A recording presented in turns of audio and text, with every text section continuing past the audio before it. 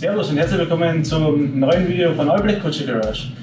Ja, geht wieder weiter an unserem M50 Kompressor Swap und da geht es heute um dieses Teil hier. Genau, heute kümmern wir uns unter anderem um die Kurbelgehäuseentlüftung, um die entsprechende Catchcan dazu. Wir werden auch die Einspritzdüsen tauschen und noch ein paar andere Kleinigkeiten erledigen, die sich so im Motorraum abspielen.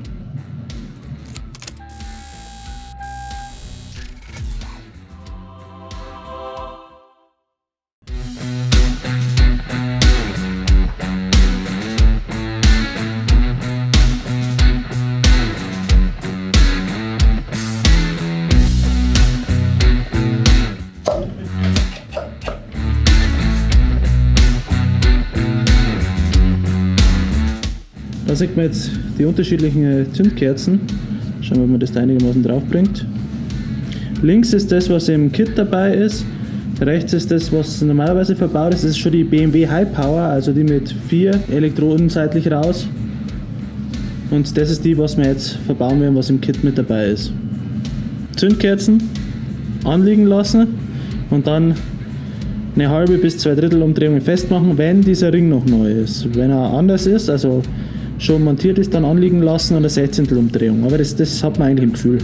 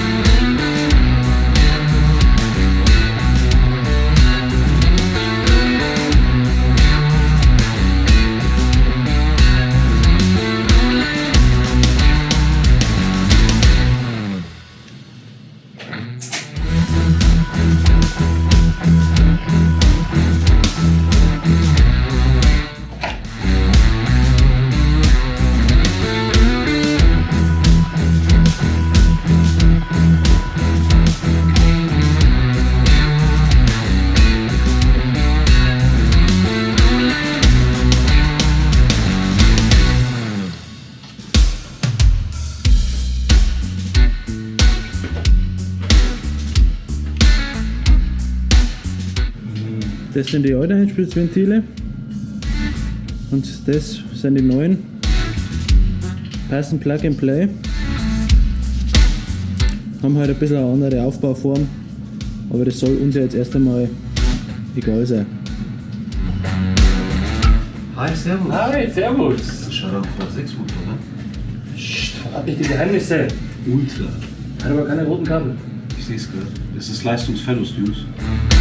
Ja, ist noch nicht Tuning. Kommt noch. Aber es ist ein 50 Öldeckel. Keine Sorge. Ja? Oh, krass. Also, danke Jungs, dir schönen Tag euch noch. Ja, mach's gut, ciao!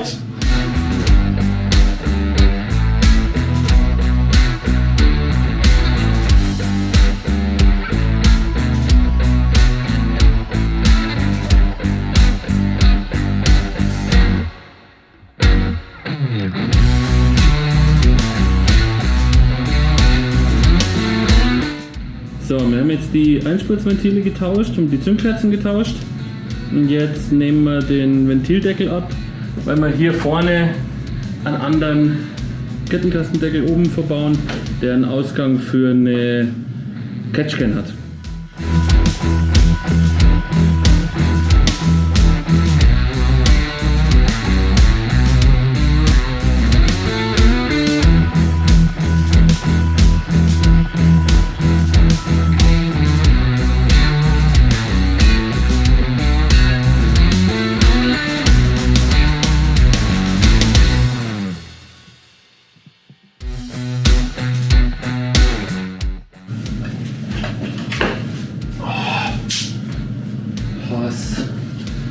Das sind jetzt diese 2 Räderkastendeckel, nämlich einmal der originale und einmal der von GP Power mit die 2 Dash-Anschlüsse. Man sieht, die sind eigentlich relativ gleich und auch vom Aufbau her, vom Nachbau. Das passt, sind auch alle schön gefräst und da hat man natürlich so ein schönes Blech, damit nicht direkt die Öldämpfe da rausfliegen, sondern halt auch erst nur den Umweg machen müssten. Das passt soweit, ist eine coole Sache, spart uns wieder einiges am Kopfzerbrechen.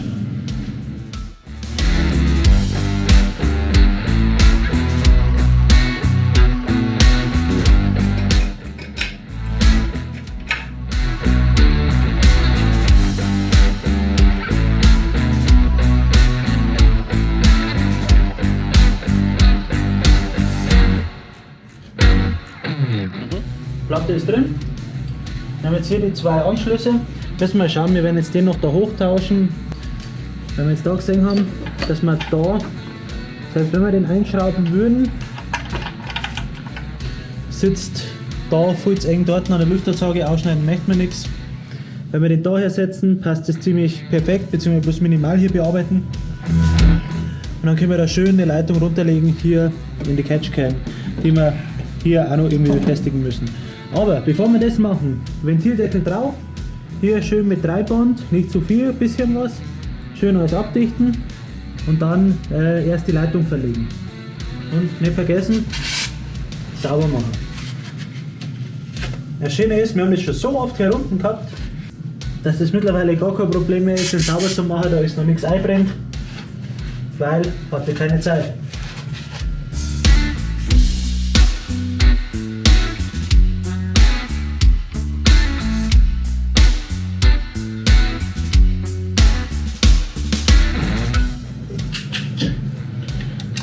Nochmal die Kontrolle festzogen haben wir es schon, aber nochmal kontrollieren, dass wir keine vergessen haben.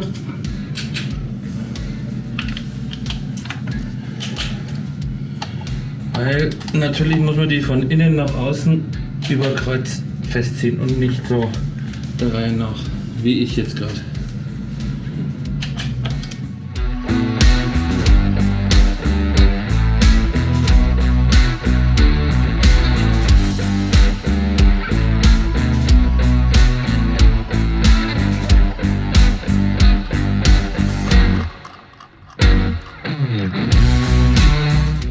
Einwandfrei.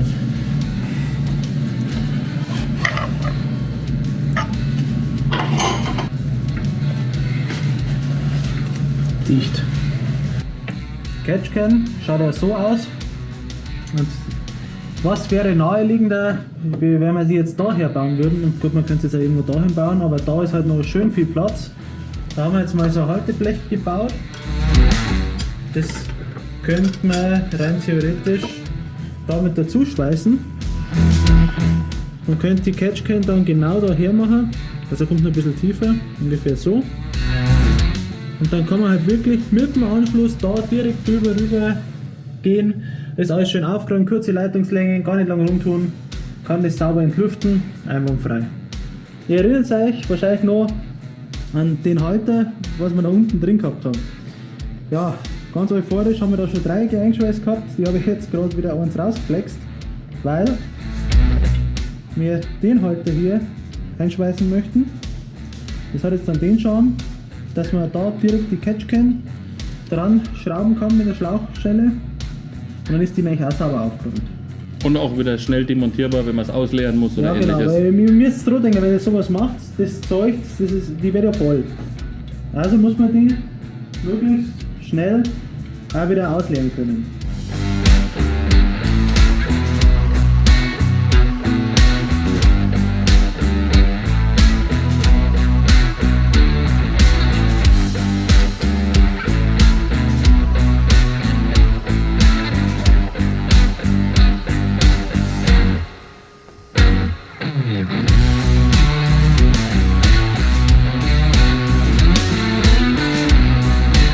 Das Blech haben wir jetzt soweit fertig, ist alles geschweißt, haben wir lackiert, trocknet jetzt.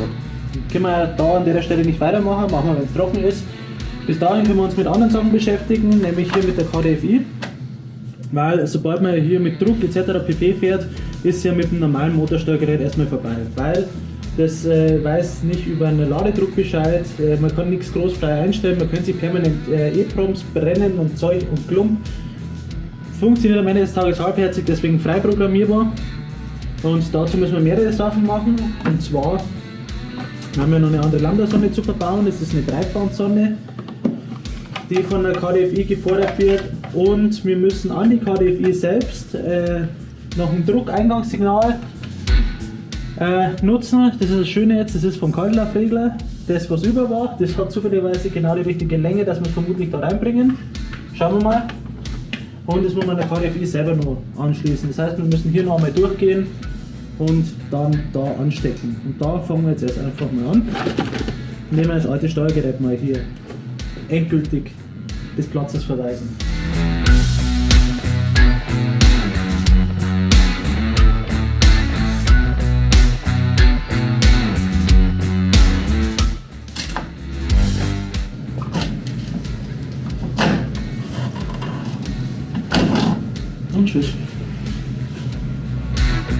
Wir haben ja das Thema, wir müssen jetzt den Unterdruckschlauch da reinbringen. Unser erster Ansatz war, wir machen da Löcher rein, alles gut, alles cool. Das Ende vom Thema ist, vielleicht kommst du mal schnell rum, und das mal schnell zu. Das Problem ist, dass an dieser Stelle Ende ist und da über diesen Bogen hier rüber, wo mein Finger ist, dass da dann die Abdeckung und hier drüber rastet. Ist natürlich blöd, weil Schlauch kommt da an, da wird er abgequetscht werden, wenn wir zumachen, ist natürlich Mist. Also müssen wir mit die Kabel, wir müssen da irgendwo raus, entweder da oder da drüben. Gar keine andere Chance. Das heißt, wir müssen irgendwo da außen was machen. Wir haben überlegt, ob wir die Seiten hier aufmachen. Da wäre auch noch mal eine Möglichkeit. Nachteil von der Lösung ist, direkt da drüber, da kann Regenwasser rein. Und gerade wenn man jetzt steht, was weiß ich, Luftverwirbelung, kommt das da auch irgendwann vorbei. Und dann steht am Ende des Tages da irgendwo Wasser drin. Elektro, nein, Wasser eher nicht. Also bleibt uns nichts anderes über, als die Tülle da oben hier leicht aufzumachen. Da an dieser Stelle. Und da den Stecker und Den Unterdruckschlauch rauszulegen, um dann da weitergehen zu können. Ist nicht die perfekte Lösung, aber sollte jemand einen besseren Vorschlag haben, dann einfach mal in die Kommentare. Drin ist jetzt die ganze Geschichte. Das ist jetzt dieser Ladeschlauch da mit der Ladeluft. Also das ist okay, da presst nichts. Den kann man total easy hin und her schieben, ohne dass sich der windet. Das ist top. Jetzt müssen wir halt bloß schauen, wenn wir das wieder drauf montieren, dass das halt auch so bleibt.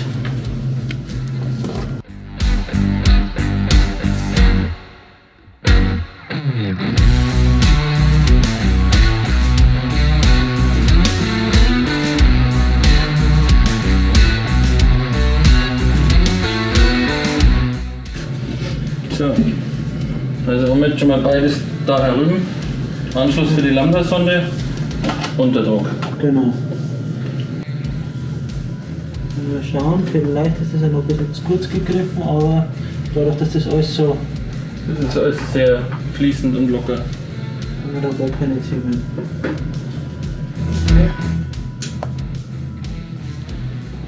So, da ist der Unterdruckanschluss.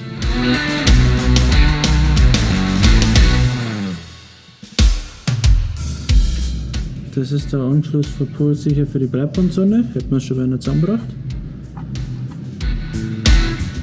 Check. Und dann die freien Steckplätze kommen irgendwelche Zusatzschalter oder Zusatzsensoren oder ähnlichem verbauen.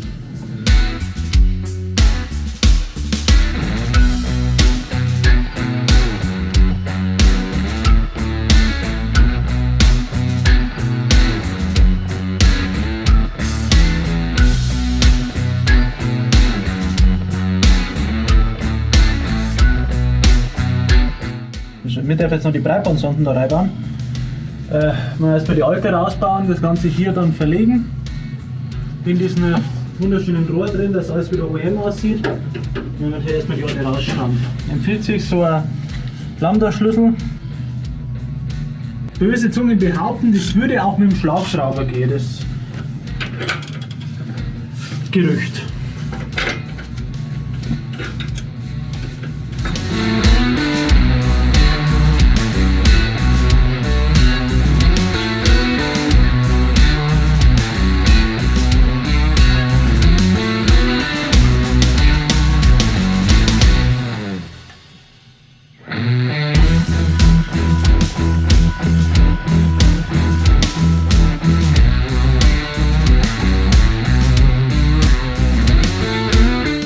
Lambda-Sonde haben wir jetzt verlegt. Die liegt jetzt da drin. Geht da sauber runter. Da ist der Stecker. Den pimpen wir jetzt da noch mit unten rein. Das ist dann sauber genau die richtige Leitungslänge.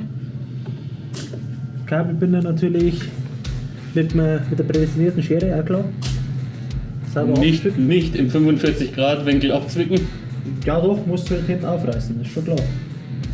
Nee, dann ist das sauber versteckt und jetzt müssen wir am Schluss noch hier Um die Unterdruckleitung zum Benzindruckregler kümmern. Genau, die müssen wir jetzt dann irgendwo da auch schön im Bogen unauffällig da reinlegen, mehr oder weniger. Unterdruck haben wir jetzt auch angeschlossen fürs Wastegate. Und zwar geht die ganze Geschichte hier runter, hier unten durch, am Peilstab vorbei und unten am Leerlaufsteller ist oben von der alten Kurbelgehäuseentlüftung. Da ist so ein Unterdruck-Pinöbel dran gewesen. Den haben wir jetzt recycelt für diese Geschichte. Jetzt ist hier natürlich offen. Ne? Das ist noch ein Problem, weil, wie gesagt, da wird hier der ganze Druck abhauen. Das möchten wir zumachen, weil wir das ganze andere für die Catchcam brauchen. Apropos Catchcam, bauen wir erstmal die rein. Über das Thema machen wir uns gleich noch Gedanken. Da werden wir irgendwas Custom wieder machen müssen, weil zuschweißen, ich persönlich kann vielleicht diese Alurolle da zusammenschweißen. Von dem Ding habe ich ehrlich gesagt ein bisschen Bammel. Das Thema ist halt das, der Ventildeckel ist ja komplett neu beschichtet, müssten wir alles wieder machen. Bin ich nicht ganz so der Fan davon. Da werden wir irgendwas Custom machen, müssen wir uns anschauen, aber jetzt machen wir erst einmal die Catchcam noch rein. Das ist jetzt so, wie ihr das vom letzten Mal gewohnt seid. Der Halter drin, bloß dass jetzt diese Lasche hier noch mehr ist. Und diese Lasche hier hat jetzt den Vorteil, dass man jetzt perfekt diese Catchcam, dass man es schön sieht, dass wir die Catchcam da hier hinmachen können. Da machen wir jetzt noch eine Schlauchstelle rum und dann ist die genauso montiert wie der Rest auch.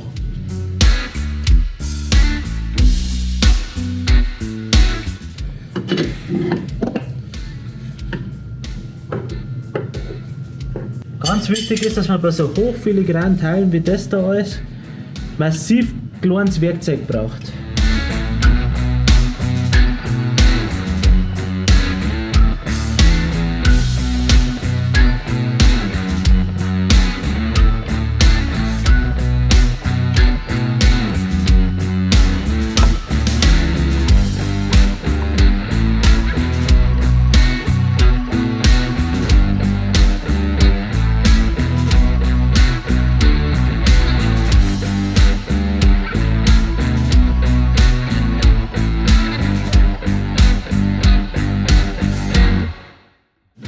So, um das ganze Thema hier vorne einigermaßen abzuschließen, müssen wir jetzt noch die Ölversorgung vom Kompressor anschließen.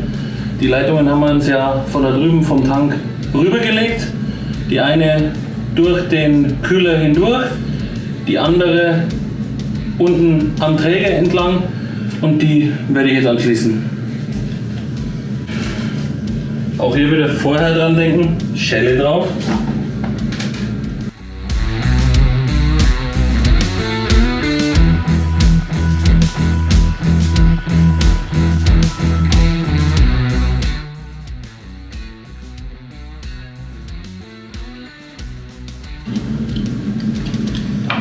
Schaut vielleicht ein bisschen lustig aus, aber durch die Halteplatte vom Kompressor sind diese Blindstopfen hier so fest drin, ja genau,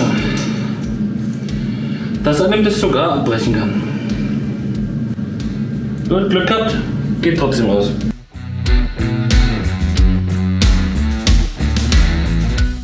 Das hätte jetzt noch gefehlt. Nein, danke.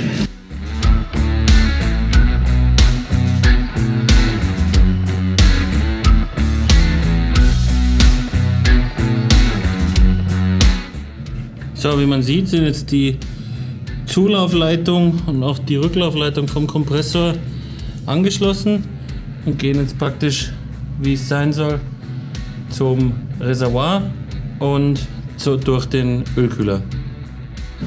Ich ziehe mir jetzt noch einen vorgeschriebenen Drehmoment an. Passt.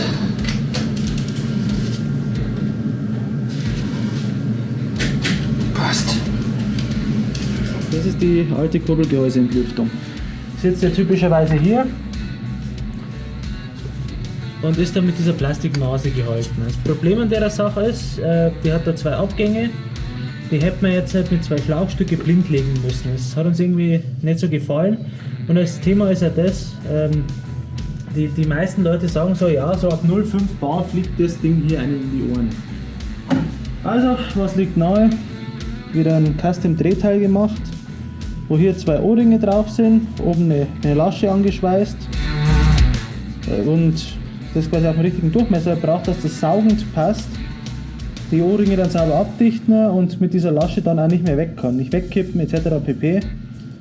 Und da einfach genau reinpasst.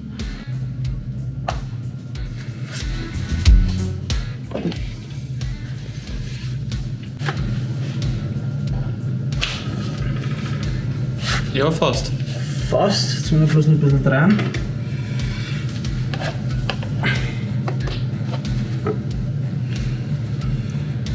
Drauf. Gut, mit der Geschichte machen wir jetzt zu. Morgen steht die Geschichte hier noch auf dem Plan, das heißt, wir müssen jetzt den Kompressor noch befüllen.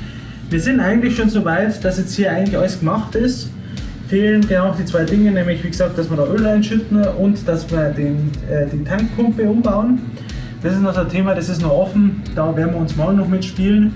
Und dann hoffen wir, dass wir morgen Nachmittag die erste Basissoftware drauf bekommen, dass wir keinen groben Scheiß gemacht haben und alles soweit funktioniert. Aber das seht ihr wie gesagt im nächsten Video.